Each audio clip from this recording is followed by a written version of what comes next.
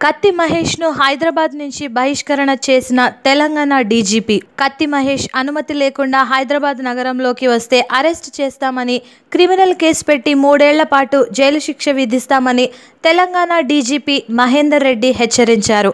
అతనిని చిత్తూరు జిల్లాలోని స్వస్థలం తరలించేందుకు ఏర్పాట్లు చేశామన్నారు. తెలంగాణలో శాంతి భద్రతలపై డీజీపీ మహేందర్ రెడ్డి సోమవారం సమీక్షించారు.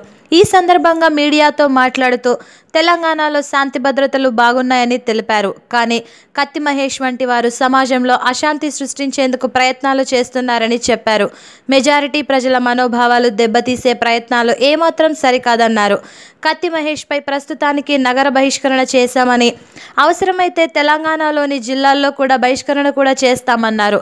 రాష్ట్ర బహిష్కరణతో పాటు సోషల్ మీడియాలో మళ్లీ పోస్టులు పెట్టిన శిక్షార్హుడేనని డీజీపీ స్పష్టం చేశారు.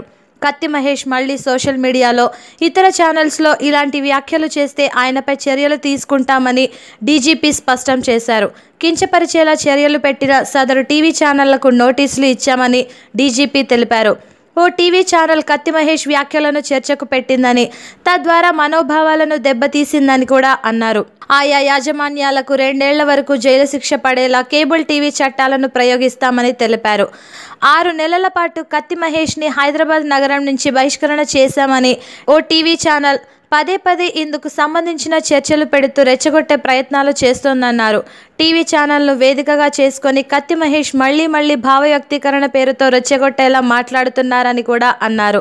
ఆయన వ్యాఖ్యలతో మెజారిటీ ప్రజల మనోభావాలు దెబ్బతింటున్నాయన్నారు. ఇలాంటి వాటి వల్లే సమాజంలో శాంతి భద్రతలు భంగమవుతున్నాయని చెప్పారు.